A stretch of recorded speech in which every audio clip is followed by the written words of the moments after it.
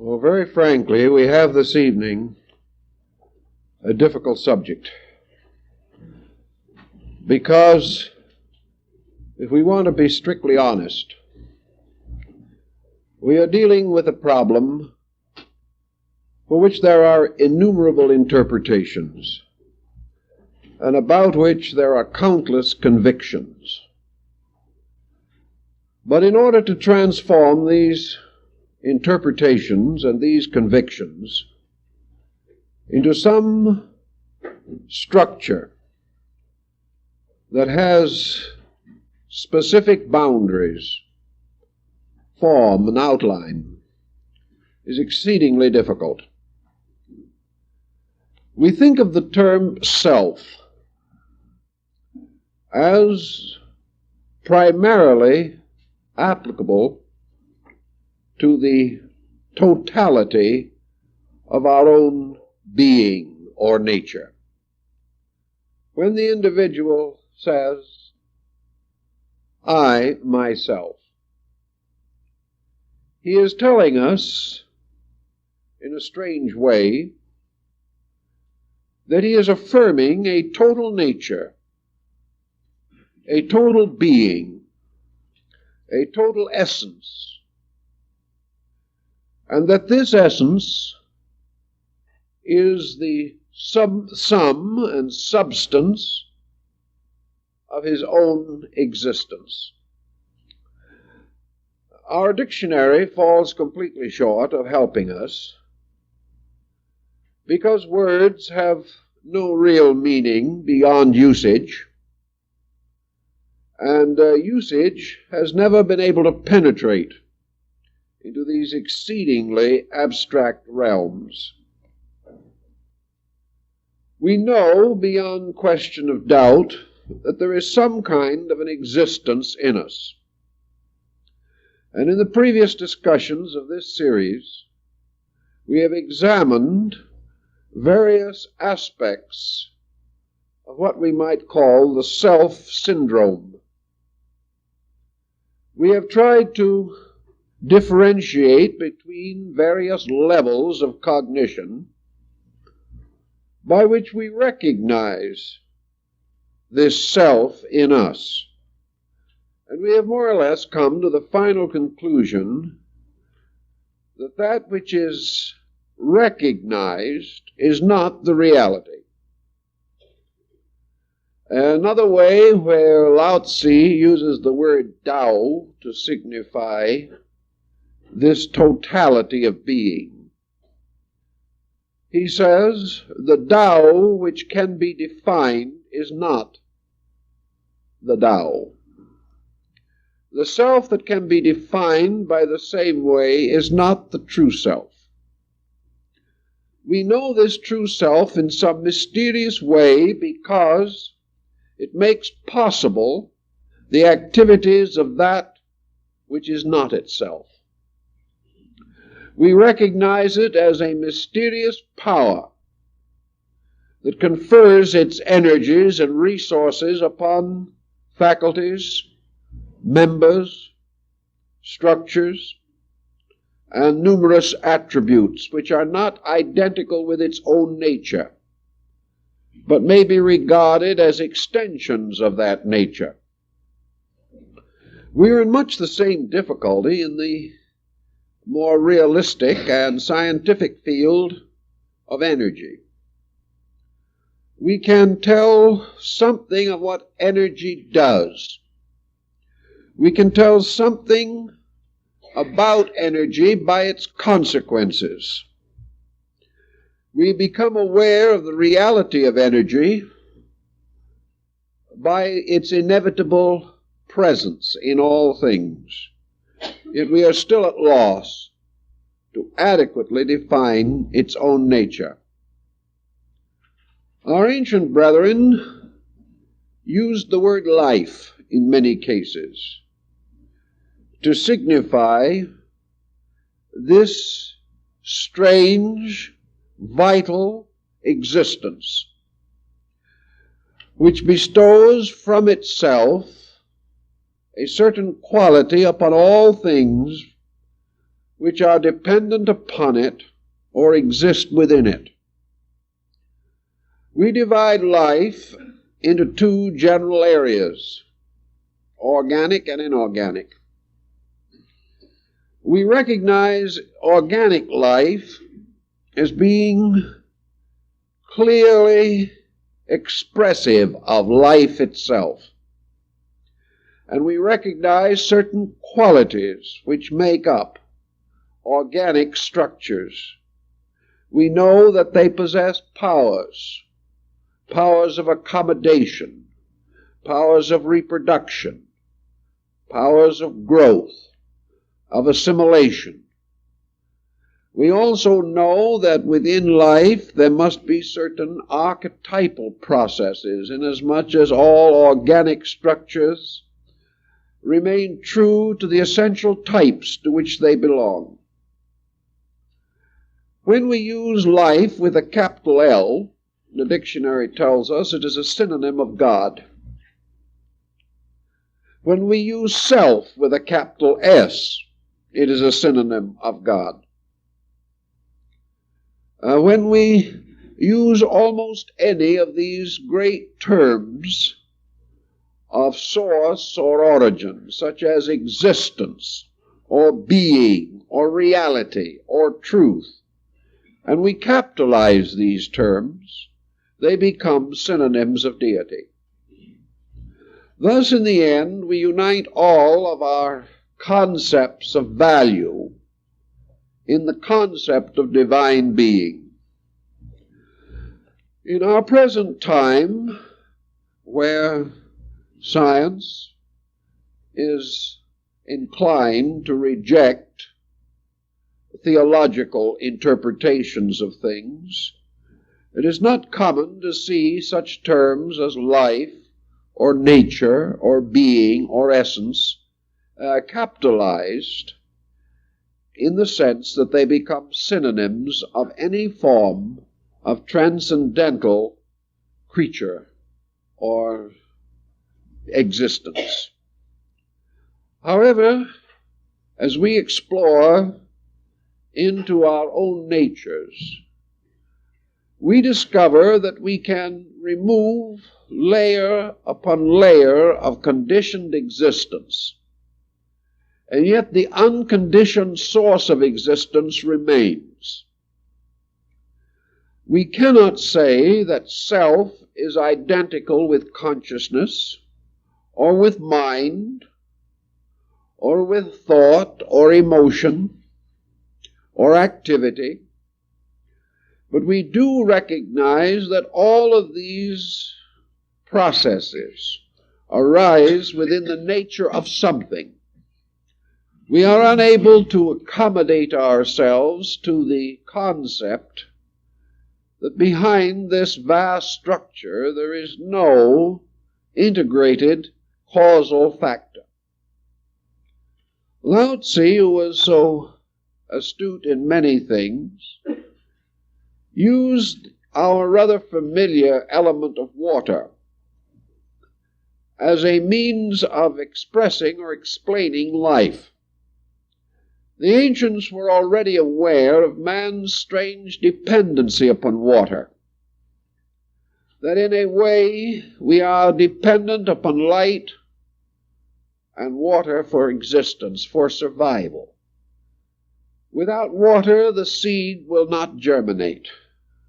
Without water, the soil becomes barren and sterile. And all creatures together are dependent upon this element for the development and survival of their own intricate and contrasting natures. But water is something in common in organic structures. So Lao Tzu contemplated the idea that we could use water as a symbol for a life essence. We know that in the New Testament, Jesus uses this concept of the waters of life, the waters of everlastingness. The Egyptians had the same opinion about it. So that one aspect of life has been the universal diffusion of nutrition, that everything is nourished or sustained by something that can bestow nourishment and sustenance. Yet we cannot say that a life is water. We cannot say that water is self. But in some way we can get the feeling from the symbolism of water that there are diffused energies, powers, or principles by means of which organic structures are sustained. And we know, theoretically at least, that inorganic structures must also be in some way sustained, although perhaps not in quite the manner with which we think of sustenance. In the Oriental systems, Buddhism and Hinduism, there are certain points of view that are worth considering. Both the Hindu and the Buddhist recognized a certain illusionary kind of existence. They held definitely that the personality or the individuality with which we are aware or with which we are acquainted is not the true self. They recognize that the personality, the individual as he is here in his daily living, is not merely a complete reflection or manifestation of the total selfness behind him.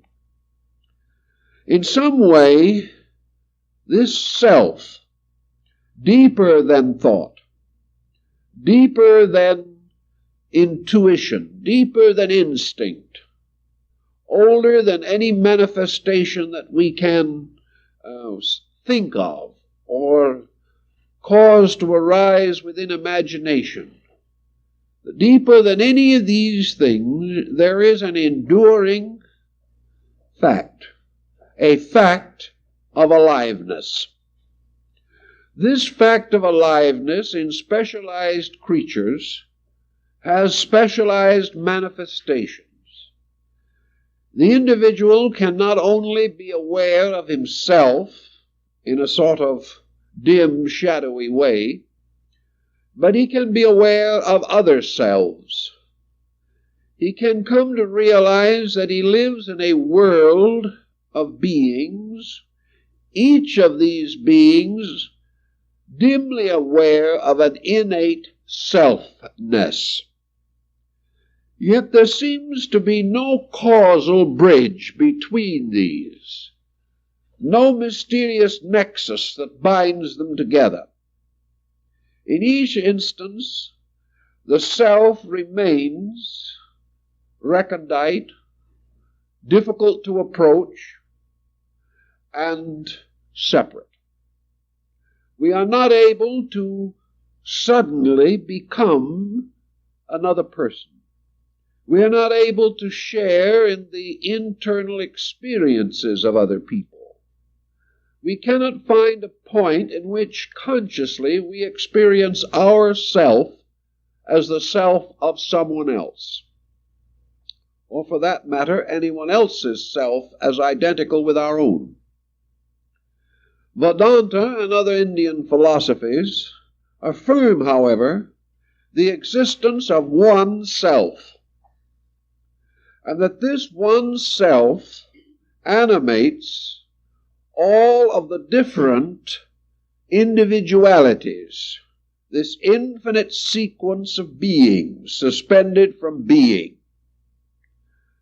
These same people affirm it to be mystically true, to be experienced by certain meditational processes, that we can transcend individuality, that we can reach a condition or point in which we are no longer constantly aware that we exist as totally isolated creatures, by meditational disciplines of yoga or Vedanta, the individual seems to experience himself as coming nearer and nearer to a universal reality, subjective, not necessarily distant, but certainly obscure as far as his objective consciousness is concerned. Yet it is very doubtful that even the Vedantic or yogic mystic has ever reached a state of consciousness in which he has experienced an identity with another person. He may have experienced what he feels to be an identity with deity, and he affirms that this identification must inevitably cause him to be one with all other living things. But this identity does not cause him to become instantly aware of his brother's pain. He can intellectually be aware of it. He can experience it as occurring in his own consciousness. But it is something which he himself has fashioned. He can say to himself, I have suffered. I have suffered as my neighbor has suffered. Therefore I know his suffering. And in the quietude of meditation, I can re-experience my own suffering and become intuitively aware that he is in a similar condition. But what he is actually doing in his meditation is creating a sympathetic interpretation in his own nature. He is not actually this other person. He is trying to feel the need of this other person. And if he reaches a high degree of proficiency in this, he becomes an exceedingly compassionate being, with a continuing remembrance of the limitations and imperfections of himself, therefore continually charitable of the limitations and imperfections of others. Thus he may gain a certain insight, which may be termed an extension of consciousness. He becomes acutely aware of other needs, but he is rescuing this awareness from the needs of himself. He is reviving the story of his own pain and becoming capable of re-experiencing it when he thinks of the pain of someone else. But we do not have any evidence or record that this individual, even in his meditation, can actually become identical with another separate existing being. He can be or affirm himself to be identical with the source of life. But here again, through the very experiences through which we have passed, this identification is difficult to analyze. The mystical is always almost impossible to examine in the terms of the so-called factual or ordinary or traditional. Yet we do possess something that seems to be capable of being approached, being held in awareness. So perhaps one of the ways we can come nearest to this is trying to retrace or follow in the footsteps of some yogic discipline. Trying to discover, if we can, the nature of that which is the ultimate goal of the human endeavor. We have to affirm that man is finally dedicated to the one pursuit which can ever actually satisfy his insatiable desire to learn and to grow and to know. Man, know thyself. Thus, all other forms of knowledge seem to in some way bear upon this essential search for pure knowing, the knowing of self. If we start then with the Buddhist or Vedantist mystic, we realize the path that he attempts to follow. First of all, he must in one way or another break away from the traditional patterns of definition which we associate with life itself. If this mystic was bound to the dictionary, he would fail before he starts. If he was bound to the common definitions of things, which are experienced even by his own mind, he could not hope to transcend the ordinary, or that which is truly merely the continuance of the conditioned state in which he now exists. So the mystic in the beginning recognizes the necessity of stepping across from one state of being to another. He attempts to do this first by disentangling that part of himself which he calls the knower from that part of himself which cannot know. He tries to liberate mental energy from mental process. He tries to liberate emotional energy from emotional process. And he tries to liberate physical energy from physical process. He recognizes that the physical, as the channel for life principles, becomes a container which shapes and often distorts and certainly dilutes the activities of the forces moving through it. So the search for the unconditioned state of being must be attained or must be advanced by the gradual voluntary sublimation of conditions themselves. This is why development or growth can never be merely a formal exercise. The formal exercise will add skill to process, but it will not transcend process. The mystic is attempting constantly to liberate that which is from that which seems to be, that which has a total existence from that which manifests only as a conditioned existence. He is out in the quest of the unconditioned, where he knows that the unconditioned must be at the source of all conditioned reflex of every kind, in every level and area of existence. He therefore begins by detaching his awareness in every possible way that he can from its addictions to illusion or fallacy, recognizing that he is essentially an eternal being. He seeks to re-establish his consciousness of this eternal truth.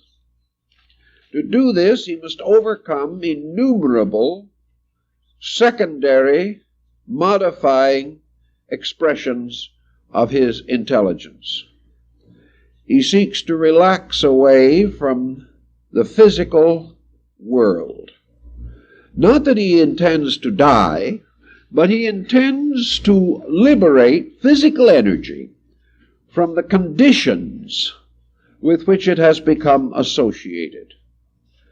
His idea of relaxation in this case is merely to restore a complete normalcy, to remove all pressure, stress symptoms.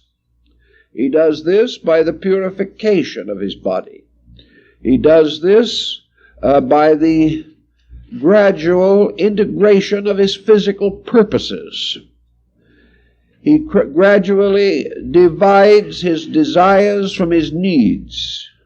He simplifies in every possible way body existence. If this simplification is carried to its ultimate or to a near ultimate, the individual experiences his ability to become unaware of body. This does not mean he neglects it, but it means he becomes unaware of it as a conditioning factor of consciousness. He therefore can, as in yoga, experience the state of existing in space, unaware of body. He is no longer a person with hands and feet. He is a condition of consciousness. The body still exists. He can draw his attention to it at will. But when he does not so focus his attention upon body and cause the various energies of life to stimulate body reflexes, he is just simply not aware of body. The moment he is not aware of body, he discovers that in a strange, mysterious way, he is no longer aware of the physical universe in which he lives. He becomes consciousness inhabiting space. He is no longer aware of time or place. He finds himself timeless and placeless, but at the same time in a place at a time. He then goes on to the next problem of sublimation, and that is to sublimate emotional intensities. He finds that he lives not only in a physical world with boundaries, but in an emotional sphere, which also has set and fixed rules, by means of which his emotional energies manifest themselves in traditional ways. He finds desire. He finds self-interest, selfness. He finds the impulse of ambition or possession. He experiences the immediacy of emotional attitude, pleasure, pain, misery. He experiences his relationship to life as emotional. If something is extremely wonderful, he may experience it with sadness. He may find himself contemplating deity as Dante did and bursting into tears. He finds the emotional equation there. And this emotional equation is a constant stirring up of conditioned attitudes. So he seeks the sublimation of emotions. He seeks to attain desirelessness. Not because he wishes to be less. And this is the problem that the non-mystic is always concerned over. The non-mystic feels that if he does not desire, he is emotionally dead. This is not true. The suspension of desire is in a strange way the fulfillment of all desiring, inasmuch as separate desires rising from a common desiring are insatiable in their demands. But to be relieved of the separate pressures is in some way to become aware of the total meaning of desire itself, to penetrate its conditions and discover the essence or substance of the desire energy.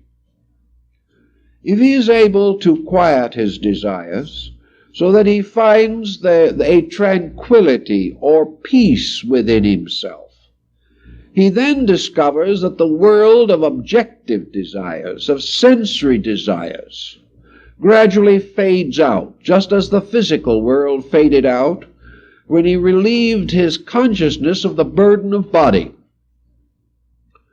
As his desires go to sleep in meditation or quietude, he therefore experiences the opposite of the state of desire, and that is peace itself. The whole of space suddenly becomes completely peaceful, because all of the pressures which he experienced arose within himself and were communicated to him from within by a subtle mechanism, which we call this process of the machine of the sensory perceptions. These perceptions work from within and from without. So if the mystic or yogi is able to quieten desire, he lives in a universe of quietude, a universe of peace.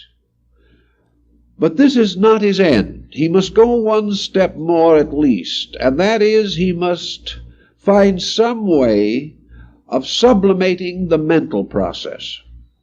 Now, this is the most difficult, naturally, because we have only the mind with which to achieve this sublimation. Yet the mystic is convinced that mental individualization also sets up conditioned existence, that as the individual thinketh, so is he, that the mind is subject to its own peculiar intemperances and intolerances. One of the problems that the mind is always facing is this desperate process of rationalization. The mind, in order to accept, must be able to make the objects of its acceptance reasonable to itself. The mind, therefore, sets up a kind of censorship, and it demands answers. In a way, probably, the scientific thinker is the most complete flowering of the pure process of mind. For philosophy represents mind combined with certain deeply emotional factors. But in pure science, the search for pure fact, a search using only certain standardized means which have been set up as categories of procedure. This is the mental way of doing things. The mind must find explanations, and it must find explanations in terms that are comprehensible to itself. These explanations must not in any way conflict with the mind, or it will not accept them. So the mind, in a way, shortens or lengthens the facts to its own peculiar standards of measurement.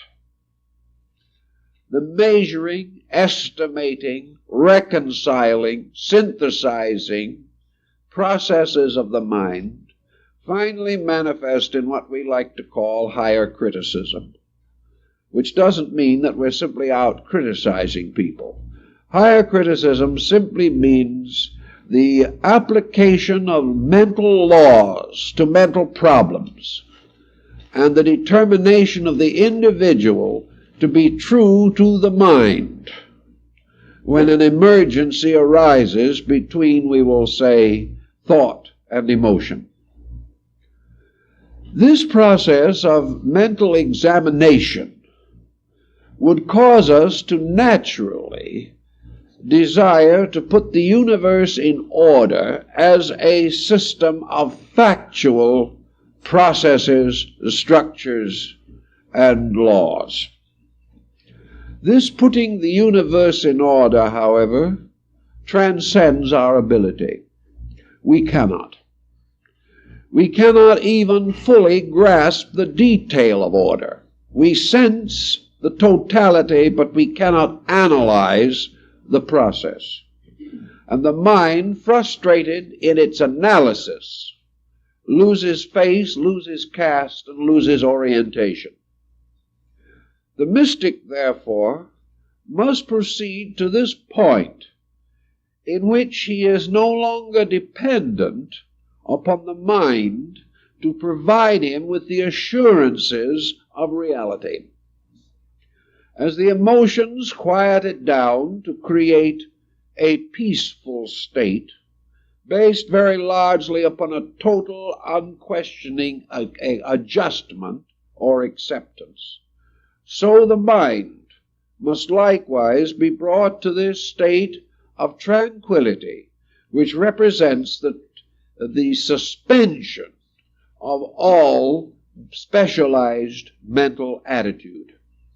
And as the mind is a structure of specialized attitudes, the moment these are no longer encouraged, as long as this process of mental dissection of phenomena is not sustained, the mind reaches a point where it likewise has only the rudimentary realization of the suspension of its own nature, which ends also in mental tranquility.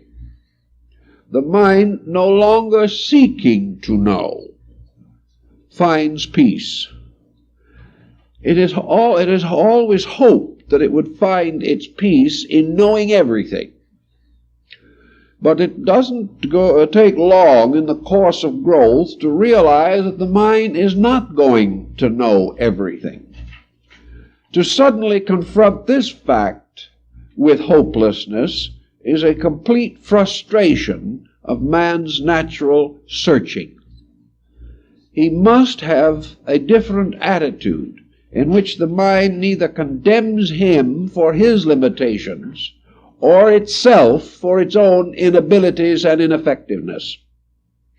So in the yoga, the mind also is brought into a state of total suspension.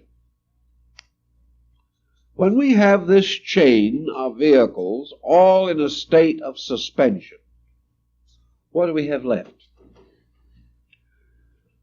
We have apparently one thing left. Namely, we have the power by which we brought these physical, mental, emotional factors into a state of non-aggression. Theoretically, if we bring anything to a state of absolute equilibrium, that thing can no longer change itself. If equilibrium is attained, we take the dynamic out of this quality or force that is brought to balance. Once a thing is balanced, it cannot of itself destroy its own balance. Therefore, something else must destroy it. It must be in some way subjected to a conditioning situation. Now, the point that we want to make is this. When the physical body, the emotional nature, and the mental nature are all brought to equilibrium, the individual does not die. This means that there is a power separate from these things which can break the equilibrium. After a certain length of time, something causes the individual to determine to return again into an objective state. The mystic, having had a certain experience of meditation, achieves a state in which the faculties that we know are suspended, yet the mystic himself retains the right to change this mystical suspension back again and to return again to objective physical consciousness. Therefore, he is not dead, nor has he lost the power to control his own destiny. Some mystics have likened the situation to sleep, inasmuch as the sleeper retains always the power to awaken himself. But he exercises this power when he is in a condition of not knowing that he does so. Therefore, there must be, and is, something that retains a rational, or at least a conscious condition after or beyond the suspension of objective consciousness. So we ask the mystic what this is, and we place him in a most unfortunate condition or position. For all mystics have been uniform in their simple admission that they cannot tell what it is. There has never been an adequate definition for samadhi. There has never been an adequate definition for nirvana, not one that is truly adequate. The individual who has reached this condition of existence, which is superior to thought, emotion, and action, is no longer able to define the condition that he is in. Out of various mystical writings and various traditions about these things, we can put together flashes of insight and fragments of revelation, but we have no adequate picture. One mystic will say, much as Dante did, that in this condition he was in the state of pure transcendent bliss, that everything was strangely, wonderfully, and inevitably right. Also that everything was extraordinarily beautiful. And in some instances we have descriptions of magnificent color pageantries. The universe unfolds into a magnificent spectrum of color that is not to be found anywhere in mortal existence. Among others, we find remarkable descriptions of sound, tremendous outbursts of melody, transcendent beauty of tone. Others seem to feel more and more that the universe into which they have suddenly ascended, so to say, is simply one of infinite life. That in this universe everything is fully and completely and adequately alive. That all the conditioned way in which we live seems to be death by comparison. The individual is without weight, without any sense of limitation or restriction. He is without the experience of the need to come or to go.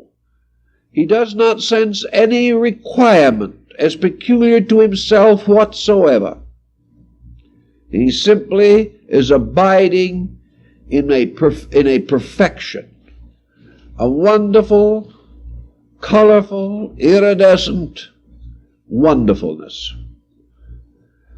As he proceeds in this thinking, the mystic who is by nature inclined, obviously, to piety, has the further sensing or experiencing within himself that in his spiritual bliss, in his absolute transcendent ecstasy, which carries with it no obvious or material pressures, no exhilaration or exuberance as we know it, but simply an absolute peacefulness, an absolute sufficiency, satisfaction of everything. That in all this there is also this inevitable sense of the nearness of God. That in some way or other this incredible peacefulness is God. That this wonderful eternal lifeness that experiences neither beginning nor end is God. This complete acceptance of life is the complete acceptance of God. And suddenly the person is aware that this universe and all that manifests here is in some way in the keeping of an infinite sufficiency. That this sufficiency is a diffused aliveness. But the mystic also pauses in these contemplations and asks himself, or will be asked by others, in this state of apparently complete and inevitable unification with the infinite, how have you been able to preserve this record of your relationship to this ecstasy? What has experienced the ecstasy? What is it that has stamped the mystical experience upon you, so that when you return again to a common kind of existence, you find yourself inwardly filled with a continuing, lingering memory of this experience? This mystical experience happened to something. There had to be a cognition of it, or you could not have known it at all. We do not have a mystical experience that actually and factually ends in oblivion. We do not have the mystic finally say, I just wasn't anymore. He may say, I no longer exist, but he says it because something continued in him which permitted him to affirm his own non-existence. Thus, even though we go to the very depth of the mystery, we come finally to the point that Buddha makes, namely that all experience, human or divine, is possible only because there is something that can experience.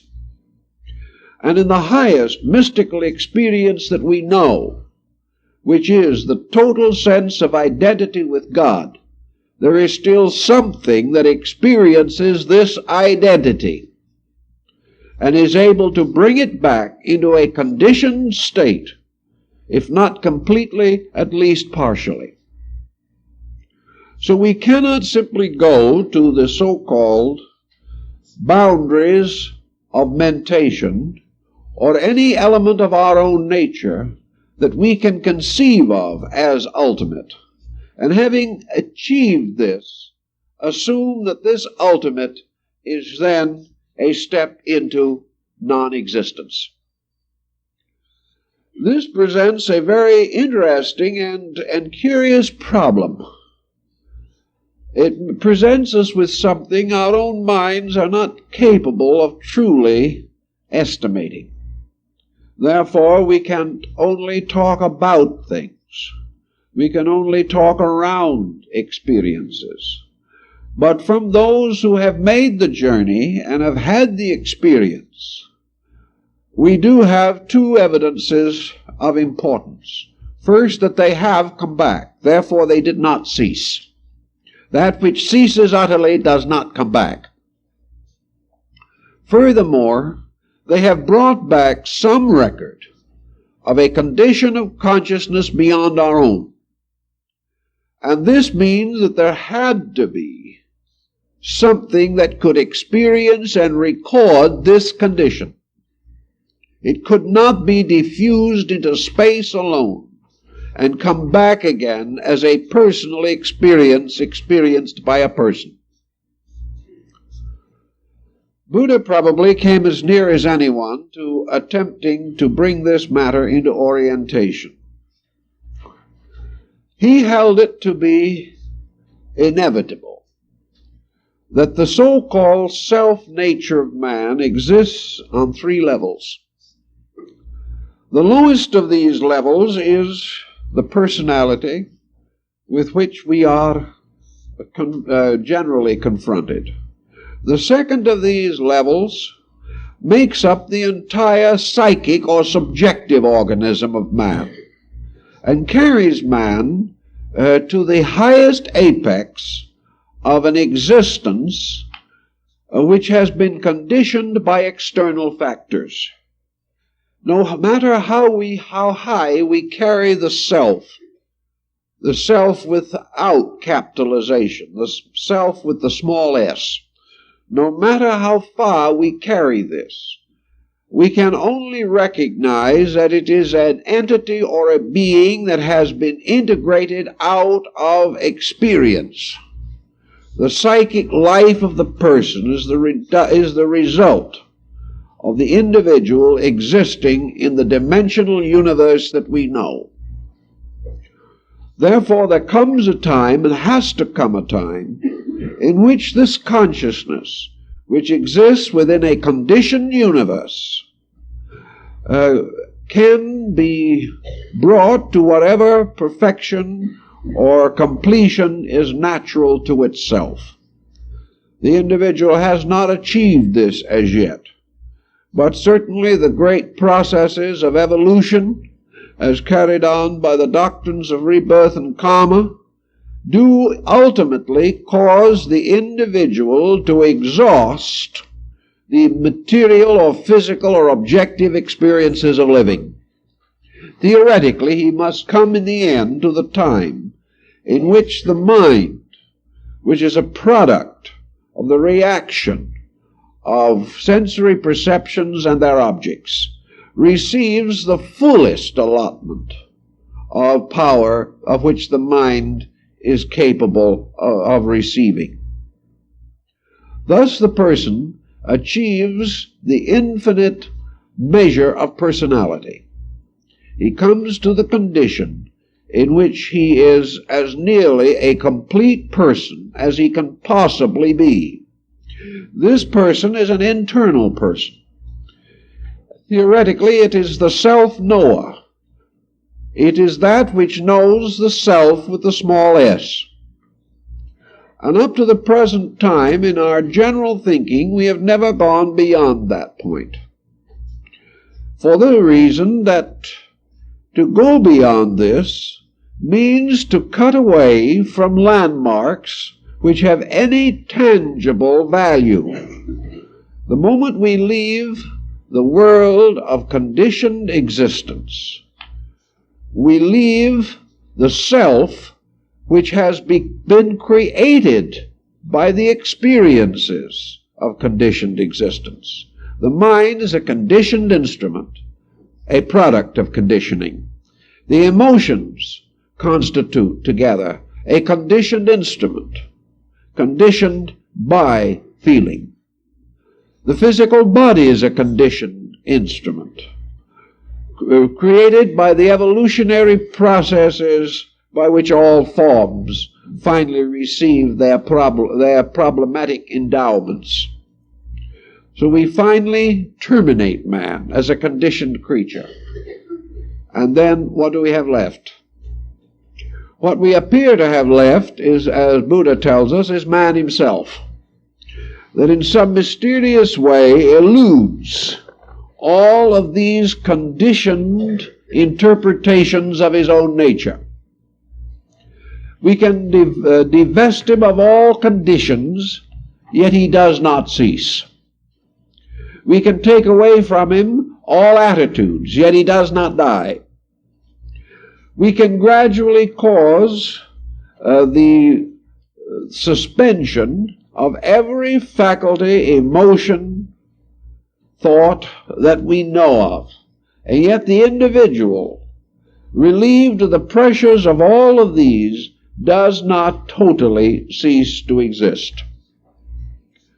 This has to mean only one thing, that there is an existence completely superior to embodiment, an existence which is not embodied, an existence which is not involved directly in any of the involvements of condition. If this were not true, then man, developing his own resources, would ultimately come to the point where he could use resource to transcend the mental, emotional faculty pattern and retain rational awareness. This he cannot do. So we have to finally divide this pattern, much as the Gnostics did. and recognize that there is not only the world principle, il da boath, there is also a twofold superior nature, by means of which this lower world is animated. The Gnostics, in one school at least, called this upper duad of factors Anthropos and the son of Anthropos, the man and the son of the man. Jesus refers to himself as the Son of Man. And perhaps here we are in the presence of a further symbolism. For what we generally call the highest part of man himself seems to be this psychic entity, this mysterious causal root of our own experience. So that somewhere at the summit of the experience of ourselves is the sense of the blessed experience of virtue, the experience of all things in their noblest and in their best. And these things thus become, so to say, the fabric of our highest psychic or soul consciousness. This could well be the idea of Anthropos, the son of Anthropos. This is that part of man's existence which brings him as near as he can come to that existence which is beyond him. Perhaps another way of approaching it, much again in the Eastern theory, is to say that in addition to the inorganic form of life, which we see around us, and the organic form of life to which we belong, there may be a third form. This third form, which is distinct and different.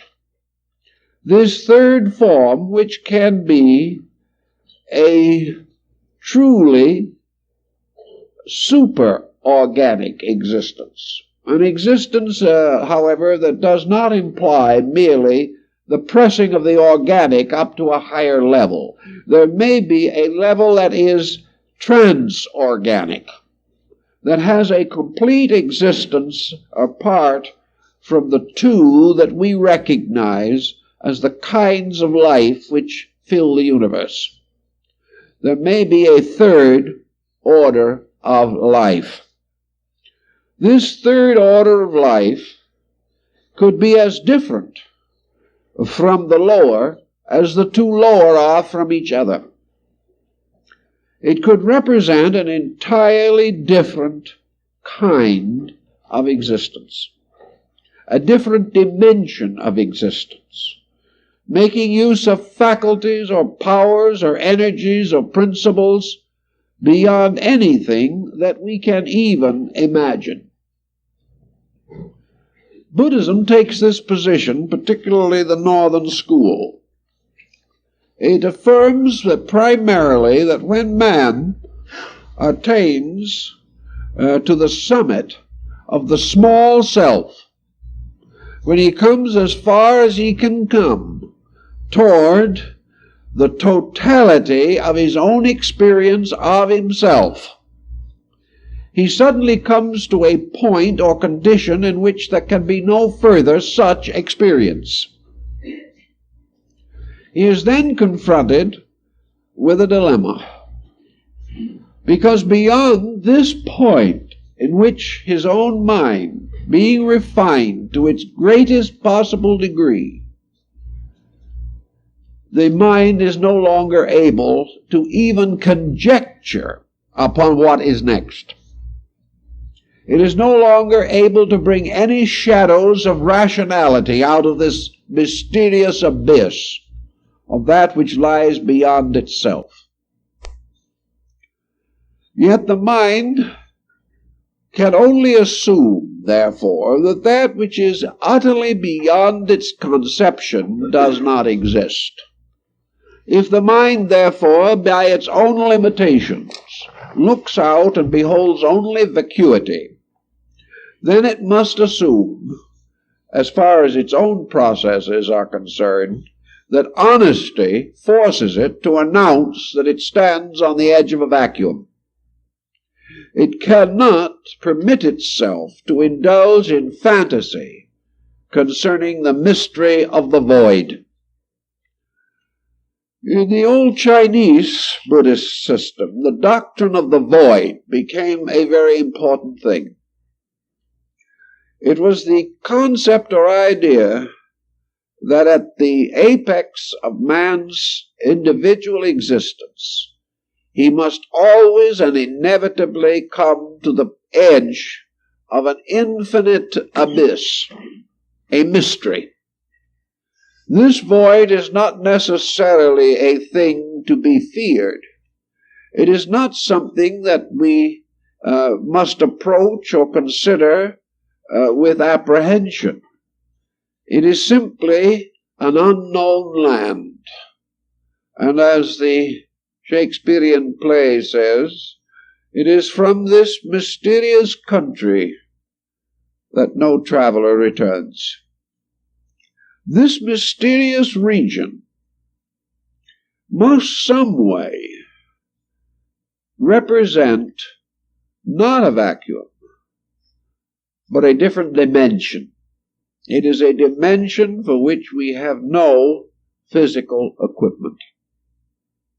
Yet, is it true that we do not have any physical equipment? Let us pause for just a moment and review that point. Because from our standpoint, it would be absolutely true. But what are we really talking about? We know that we are growing upward through a series of conditions. That experience, in one way or another, is forcing us to the gradual transformation of ignorance into a kind of wisdom. We also know that this whole evolutionary path is moving us inevitably toward the brink of the void.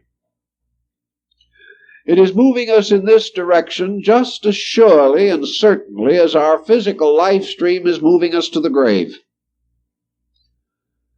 We think of the grave as the end of something, and to the materialist it is the end of everything. But the void represents merely the vast grave which must receive into itself all evolving life. Not life at the end of 60, 70, or 80 years, but life at the end of hundreds of conditioned existences. That in the process of moving toward this, we pass through all the hells and heavens that our imaginations and theologies can devise. We pass through an infinite diversity of levels.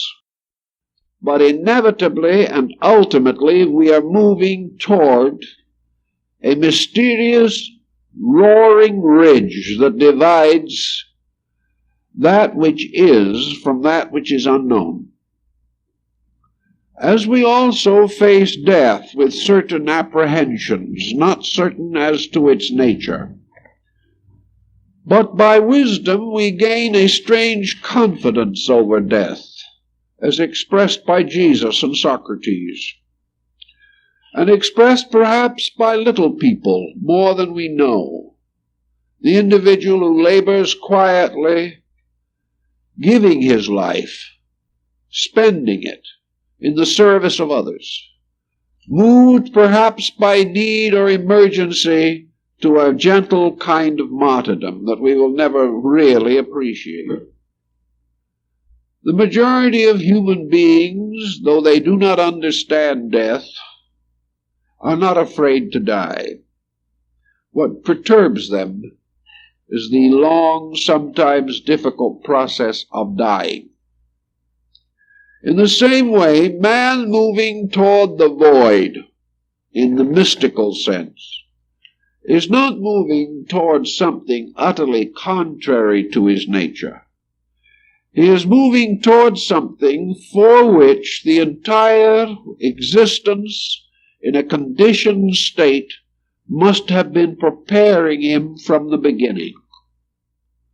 Out of this conditioned state, therefore, there must be fashioned that which is necessary to carry man into the unconditioned state, or into a paraconditioned state beyond his present understanding. It would appear, then, that the entire experience of evolution, while it gives man an infinite number of faculties and powers and expressions and experiences and conditions, is actually all of it moving toward the mystery of the void. It is moving the individual toward this infinite point of transition, which culminates all life-death experience as we know it. It also becomes reasonably obvious that somewhere in this experience the individual must let go of the final thing that remains to him, and that is this mysterious thread of selfness that extends into and through even the deepest meditations of the mystic. There is some time in which the individual must cease to struggle against the infirmity of existence, just as there comes a time at the end of physical life when the individual must quietly resign himself to the transition. Accepting all things, he must accept the transformation of himself into something else, or into some other condition or place different from his present understanding. Perhaps this is one way in which we learn the lesson, namely that every single embodiment through which we pass, by the very nature of itself and the nature of the faculties with which we must experience embodiment, leads us in the end, in every case, to the experience of the void, whether it be the small experience or the vaster one. Once, as Buddha points out, once the individual has stepped across between these two conditions, he cannot return. He cannot come back from the void, because something has to happen in that transition, by means of which he breaks the link between himself with the small s for self and himself with the large S for self. He can return from the death of the body and be born again while the body principle continues to be active. He can rebuild his emotional bodies and he can rebuild his mental bodies in the processes of continual re-embodiment. But something has to happen when he steps into the mystery of the void. In that transition, the unit, the center, the focal point around which the total illusion of existence moves, this point is changed. If, as the ancient mystics affirmed, illusion is the foundation of separate existence, then if the illusion is completely removed, separate existence is removed also. Now, no one can really explain this matter except perhaps in terms of an arbitrary concept. But there may be the time when we will be able to trace it somewhat more effectively than we do now. Unfortunately, in these times, we are not trying to trace it. We are concerned only with our objective existence.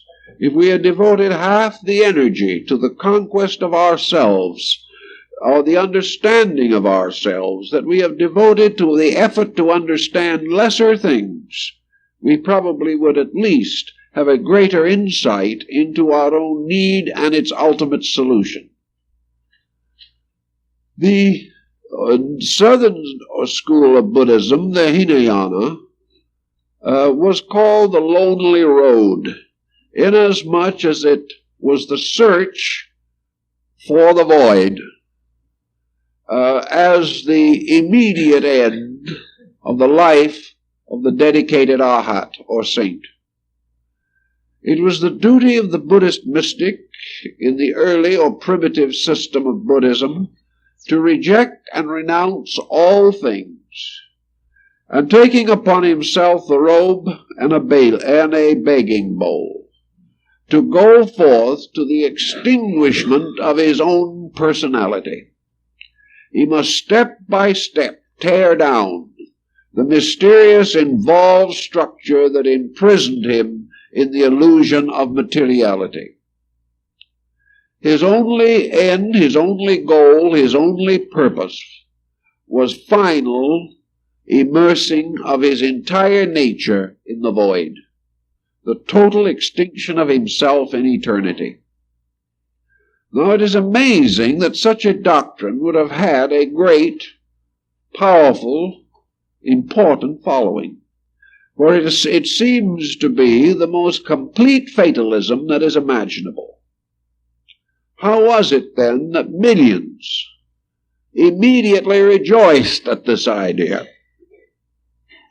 The only answer to it has to be that somewhere within the deeper part of man there was the realization that this was true. That while the mind and the emotions could not justify the procedure at all, nor could any practical consideration as we know it support it, but somewhere inside of man, perhaps, there was this primordial or primeval realization that the entire economy of consciousness was pointing in this direction. There could be no other end. But when the northern school arose, the lonely wanderer seeking only the extinction of himself was no longer acceptable.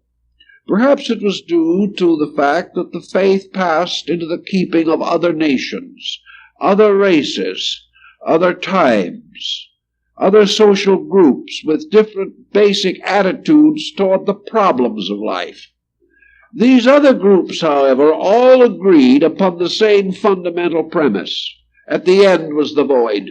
None of them changed this or modified it in any way. But the northern school took the attitude that when the hour of decision comes, when the individual, having achieved enlightenment, contemplates the extinction of his own nature, that there should be a further contemplation, namely that having achieved what very few have ever accomplished, having come as near to eternity as man can come and live, having approached the void to the degree that it became a strange drawing power which seemingly reached out to grasp the individual and absorb him.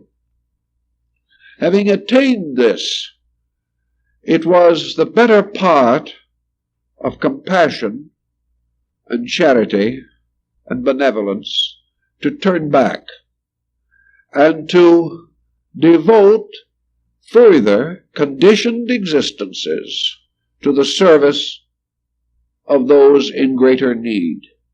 That there was therefore the rise of the bodhisattva ideal, the ideal of the saint or the sage who had reached the threshold of liberation, but chose to return and help his fellow creatures to find their own difficult paths toward a better life. So the bodhisattva became the ideal. And in the presence of this ideal, the dim figures of the emancipated Buddhas dropped back from the common experience of mankind. And in their place were the radiant teachers, those who had sacrificed eternity to labor for a while in the fields of time. This concept did not change the end, but it changed man's attitude toward the void. It changed his attitude toward the end of his own purpose. There was something in the old Hinayana that was selfish, man madly dashing after peace. And in the Mahayana it seemed, at least to many northern nations that perhaps were more genuinely optimistic than southern India, it occurred to them that this was the better way, that the individual always had that choice, even as the yogi in samadhi has this choice. There seems to be a time or a point in which he can choose to go on or choose to come back. And that if he is a great lover of mankind, a great unselfish being, he will come back. Because of all men, he is now best fitted to lead others to the consummation of their needs. Thus the decision at the edge of the void became a very important philosophical principle. That the individual either passed on into silence or returned. At the apex of this point of growth, the radiant figure of the bodhisattva, however, stands not as an emaciated, emancipated ascetic. The bodhisattva does not seem to be denuded of everything. It is not a struggling spark about to expire. It has not about it this sense either of exhaustion or of futility or of the utter renunciation of everything. It doesn't carry this impression at all. In both the northern and southern school, the saint, standing at the threshold of the Mahaparinirvana, stands splendidly there. He stands mysteriously robed in grandeur. He stands in the vestments of sanctification. He is a glorious being, even though this glory is grounded in a complete humility so far as self is concerned. This very humility has enhaloed him in a magnificent way. He becomes the object of the greatest religious art of the East and West. The truly sanctified person is splendid in wonder and in greatness, yet bows humbly in the presence of the truth it serves. So, whatever lies beyond the bodhisattva, the radiant image of graciousness, compassion, love, fellowship, peace, whatever lies beyond can scarcely be less. We did not build this all up, growing in grace through life after life, gaining in insight from embodiment to embodiment, and gradually detaching ourselves from life as we physically know it, to become ever more radiant, ever more wonderful, ever more strangely vestured in infinites, until we seem to approach almost the state of divine beings. Nor can we so envision from the subtle depths of our own nature such transcendency, unless there somewhere in the universe is a fact pertaining to it. And it would not seem that this consummation, then, is the end of something, is the final loss of all that has been gained, any more than we can assume that physical death at the end of a single life can be interpreted to mean the loss of all of that living, all of that struggle, all of that labor, cannot go down to sleep and never awake again. Nature's economy simply cannot permit this. Nature's processes do not justify it. Nature's own procedures are such that the fact of an immortal existence is forced upon us by the common experience of life. We need no miracle to press this into our consciousness. What is the peculiar quality of the arhat standing on the threshold of liberation, or the bodhisattva resplendent in the vestments of the divine? What are the attributes of these beings? Perhaps these attributes suggest to us a strange long cycle, returning again from the innocence of infancy to the innocence of redemption. All through the middle grounds we have doubts and fears.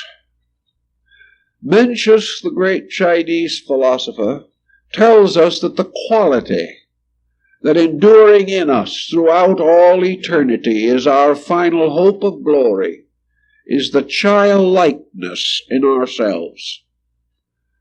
Perhaps it is true that we must be aware of the little children, for of such is the kingdom of heaven.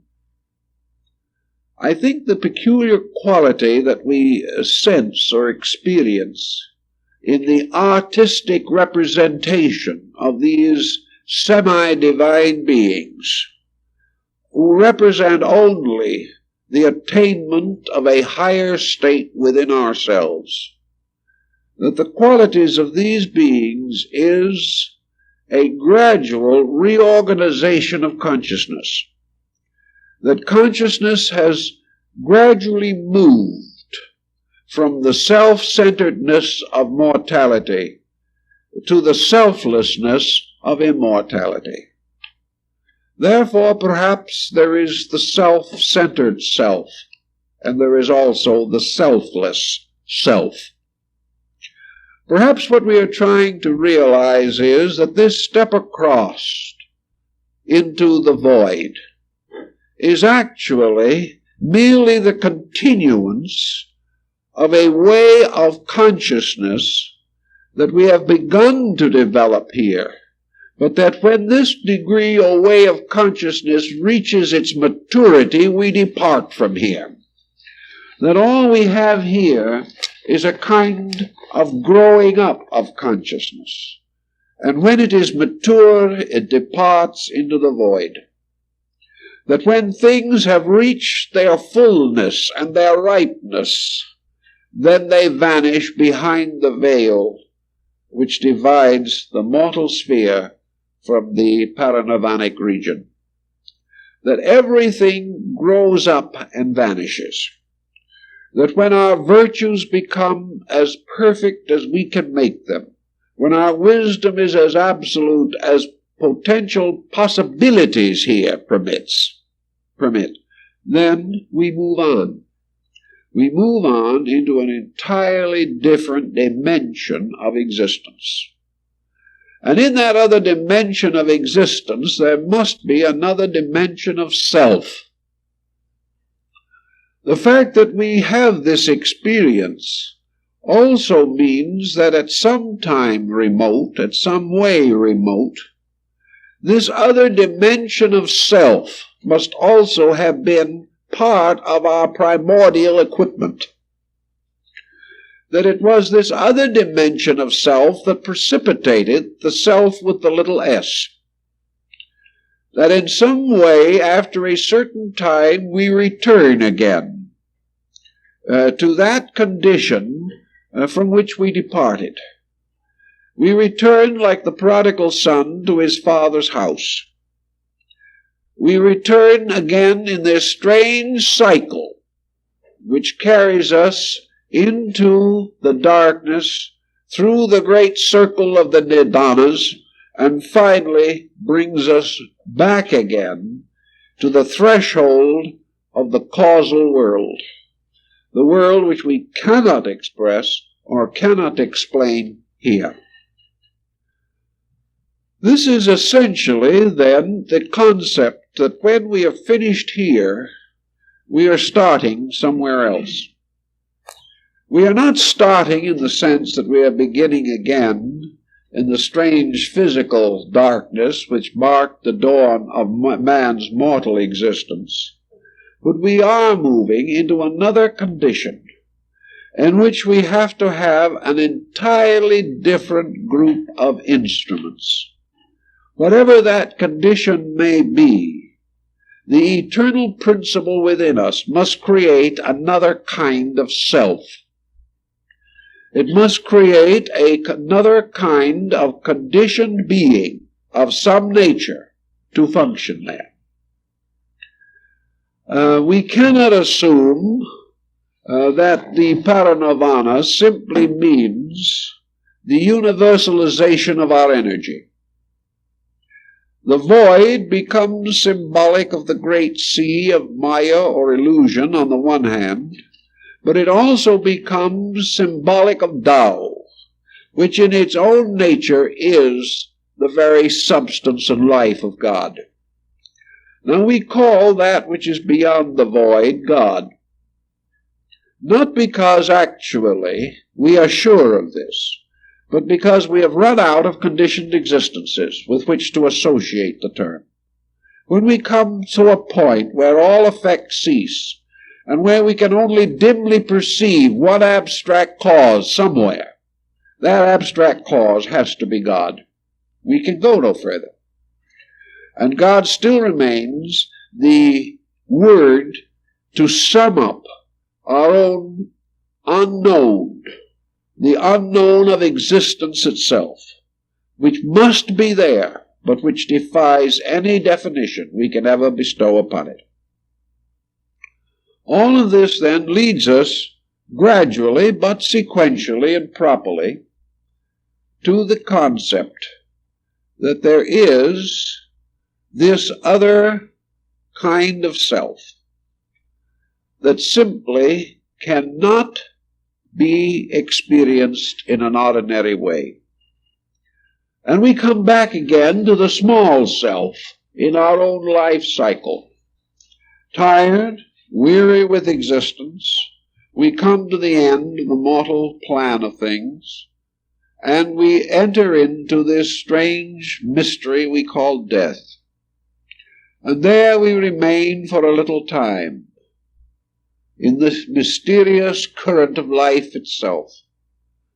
And then we mysteriously and dramatically move back again into the cycle of mortal existence. We open our eyes. We have no memory where we came from. We have no immediate consciousness of our purpose. We must gradually build again the experience patterns which will adjust us to another way of life. We do not immediately have available any orientation. We simply open our eyes and here we are in a different condition. And in this different condition we must build a life according to the potentials within us. Now, when we come into this condition, however, we do not come into it unconditioned. We bring into this condition a vast amount of previous conditioning. This previous conditioning gradually asserts itself, and little by little we come again into possession of our natural inheritance.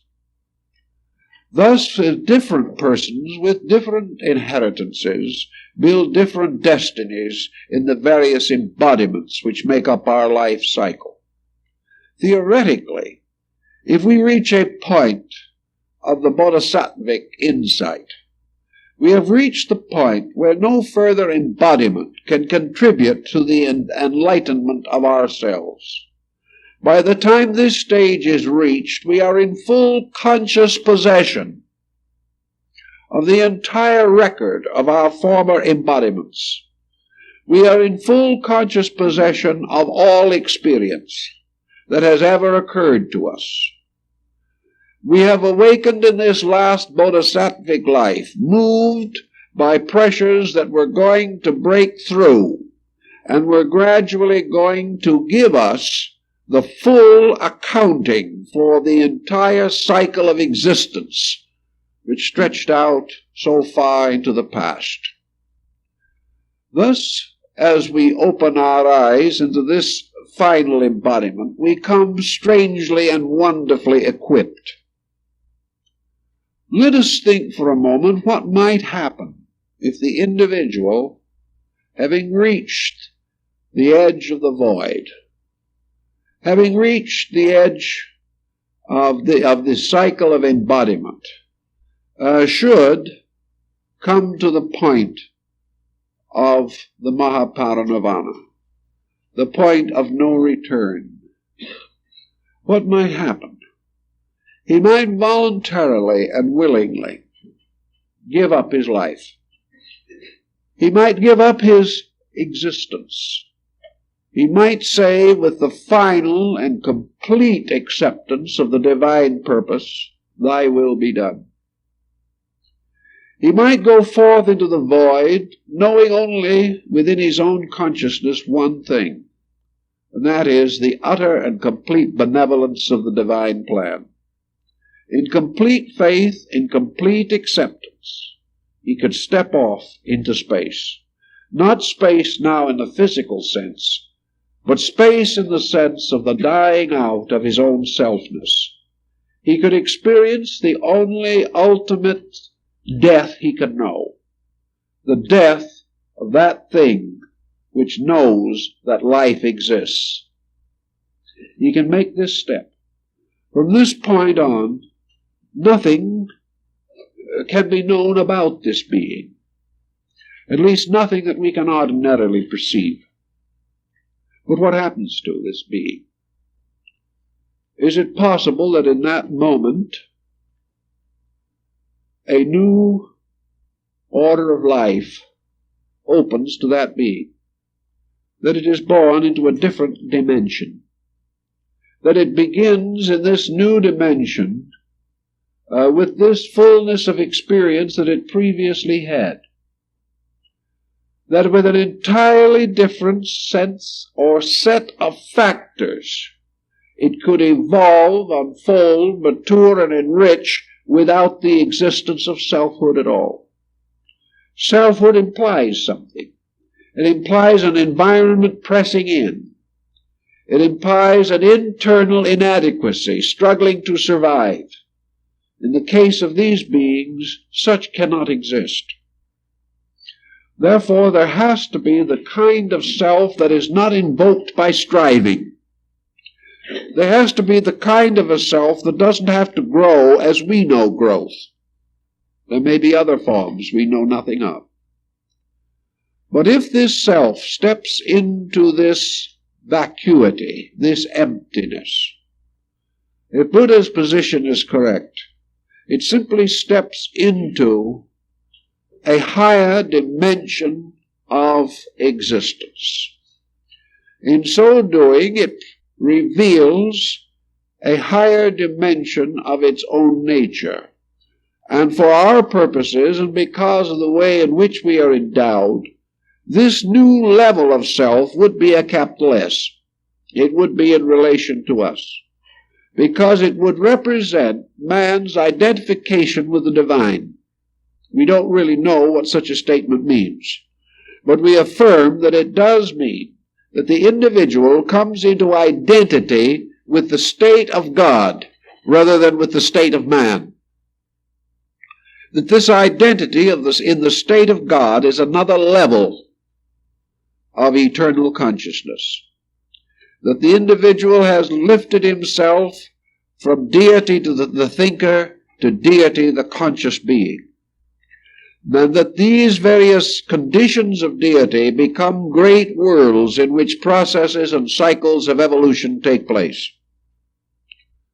So the step across from the little self to the greater self has no necessary implication of actual annihilation.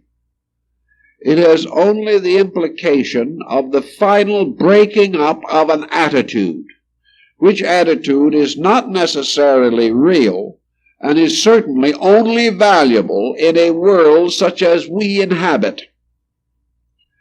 So there could be an entirely different type of existence. An existence as strange to us today as our existence might be to the worms. An existence which they cannot even conceive. Man cannot conceive the life consciousness of little things. He cannot understand or share in the life of the countless forms of organic existence that surround him at all times. They are too small, too difficult, too distant in quality. These, in turn, cannot understand man. Their problems, their existences, are entirely with a different focus. It is quite possible that these different levels do not end with man, but that as man is above other levels, so there are other levels above men, and that all the mysterious zones and spheres of ancient cosmogony could well represent the extension of a universe of consciousness, and that in this universe man evolves certain natures. In our material world, he has involved a peculiar central focus, which he calls the ego. Evolution has given him up to this time an intensive concept of I amness. It has caused to emerge from all the mysterious chemistry and alchemy of his own processes this concept, I am I. This sense of central being. We cannot define it adequately, but we certainly experience the sensing of it. There might be another kind of existence in which there is no precipitation of a centralized being, no need for it. That rather, instead of a centralized being, we might participate in the experience of a generalized being. Yet this generalized being might not mean a diffusion of ourselves by a strange adulteration in space. We might not simply disappear in some strange abstract fluidic essence. It is perfectly possible that the individual can have a motion towards a complete generalization of consciousness that can be just as valid, just as real as the concentration of consciousness. That seems to be Buddha's point of view, namely that what we term the extinction of illusion is the end of something that we believe to be real, but that it has nothing to do with survival per se. It has only to do with the survival of our own attitude toward survival. If this attitude changes, if this attitude ceases, then we face an entirely different challenge of survival. But the loss of the instinct to remain as we are does not necessarily imply that the only alternative is extinction.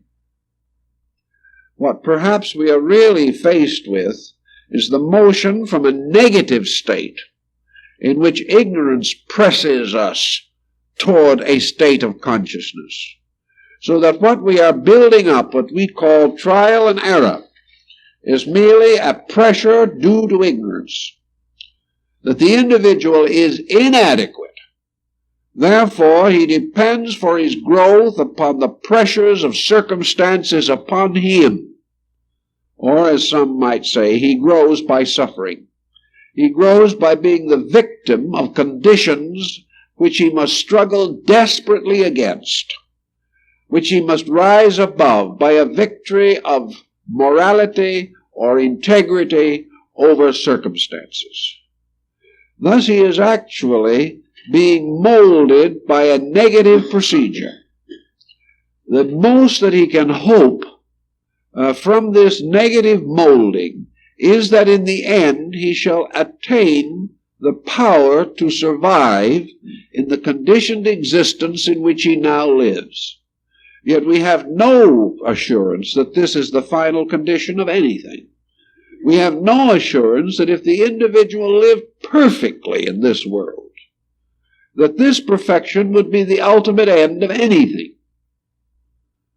Therefore, the Buddhist point of view and the mystic point of view even among early Christian mystics was finally that there must be a time when evolution was no longer man growing because he had to, but that the time must come when man would unfold because he internally knows why and how.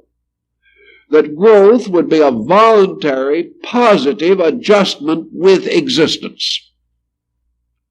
And that growth would therefore be the unfolding or the developing or the ripening of the fruit of the tree of consciousness. That the individual would not grow because of the laws around him, but would grow because of the insight within him. Now, this kind of world in which we live now would be useless to him under such circumstances. In fact, would be a detriment, if anything. The individual's opportunity to unfold must be in a dimension of life suitable for this kind of growth, this kind of instruction.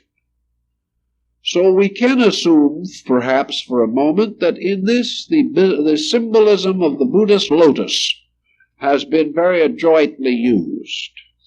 Man mysteriously has existed in the bottom of a pool. His roots have gradually dug deeply into the wet earth, the slime, the mud, the elos, from which life crawled. For it is said in ancient Greece that the first empire was Ilium, which was the world of mud. And gradually, through great effort, the human soul, the consciousness of man, has grown up through the mud, through the water, and has finally come to the surface of the pool. And as it comes to the surface of the pool, the leaves spread out in beautiful circular dish-like forms, and the bud appears. Finally, the bud bursts into blossom, opens, showing all the magnificence of the glorious white, yellow, or blue flower, untouched in its purity of blossom by the strange dark mud in which its roots are placed. The Buddhist illumination is represented in a mysterious way, but perhaps this is the symbol. The surface of the water is the surface which divides our present existence from the mystery of the void. For those creatures living in the bottom of the well, to come forth out of that mud and water would be to die, as a fish taken out of its element. Therefore, to that which is unprepared, this transition is a terrible and dangerous thing. But for the lotus, which was fashioned for this purpose, the revelation of itself means that it grows up through mortality and blossoms upon the surface of the void. This blossom really represents the birth of the larger consciousness concept, that actually what we would call passing into the ultimate samadhi, or into the mahaparinirvanic state, would be that from this side, from this appearance, something disappears. Something seems to cease. Our friend is gone. Not by the common emergency of death, but by an extraordinary transition from which there is no return. But above the surface of the void, a different perspective might show that at that moment when this thing seemed to cease, above the blossom opened. The being came into flowering in a world suitable for flowering, which is not this one. For in this world, things seem to flower, but they nearly always die before the blossoms are perfected. So in this other concept, the flower bursts forth into its true bloom, into its true fruitfulness, only after it has risen into the void. This would be the Buddhist concept pretty clearly stated. And that in this opening of the lotus bud into the flower, another self, our sattva, is revealed. This is perhaps even more than the bodhisattva. This is the perfect Buddha.